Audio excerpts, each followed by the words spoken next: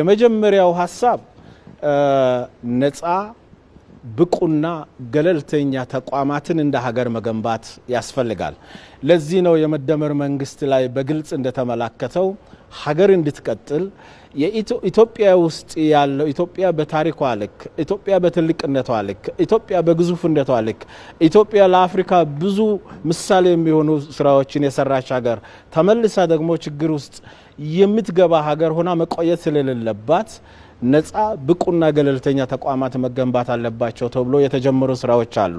ይሄ የዲሞክራሲ ተቋማትን አሁን የሚዲያ ተቋማትን ጨምሮ የፍትህ የአስተዳደርና የጸጥታ ተቋማት፣ የሚዲያ ተቋማት፣ ምክር ቤቶች በአጠቃላይ የዲሞክራሲ ተቋማት የሚባሉት የጸጥታ የፍትህና የአስተዳደር ተቋማት የሚባሉት ነፃ ገለልተኛ ኢንክሉሲቭ በህዝቡ ዘንድ ተቀባይነት ያለ ተቋም ሆኖ እንዲገነቡ የተጀመሩ ስራዎች አሉ።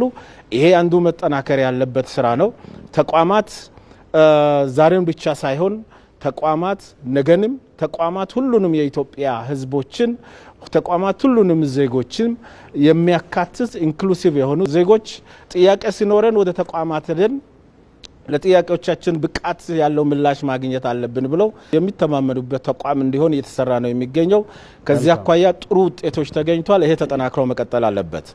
ሌላው በመደመር መንግስት መጽሐፍ ላይ በግልጽ እንደተደነገገው የኢትዮጵያ ሀገረ መንግስት ግንባታ ውስጥ ስብራት ሆኖ የቆየው አንዱ ችግር የፖለቲካ ባህላችን ነው።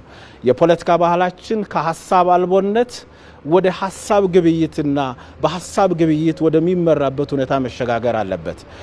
በእኛ ሀገር ላይ እንደምናውቀው በተደጋጋሚም እንደተነሳው የፖለቲካ አጀንዳ ያለው ሰው ወይም የፖለቲካ አጀንዳው በሌላው ላይ በአፈሙዝ በላይነትና በኃይል መጫን ይፈልጋል።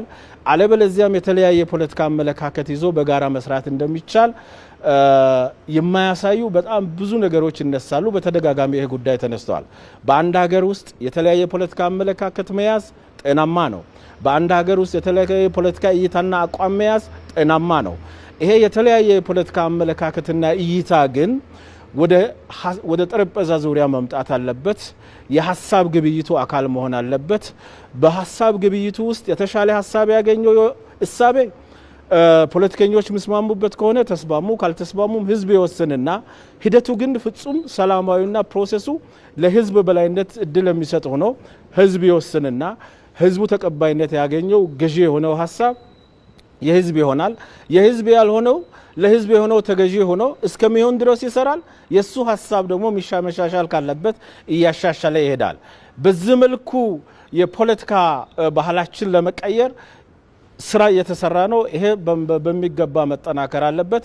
በሶስተኛ ደረጃ አሳባሳብና ለሁላችን የሚሆን ትርክት መገንባት ያስፈልጋል። እንደዚሁም በብሔራዊ ጥቅሞቻችን ዙሪያ ላይም ተቀራርቦ መስራትን ይፈልጋሉ። እነዚህ ጉዳዮች በመደመር መንግስት መጽሐፍ ላይ በሚገባ እንደ ፍኖተ ካርታ ተቀምጧል። ባለፉት የለውጥ ዓመታት ስራ ላይ የተሞከሩ ውጤት እያመጡ የሚገኙ ጉዳዮች ናቸው። እነዚህን አጥብቀን ከያዝን አሁን ከገባንበት ችግር ወጥተን ጠንካራ ሀገረ መንግስት በመገንባት ለሁላችን የተመቸች ኢትዮጵያን እውን ማድረግ እንችላለን ብለን እናምናለን።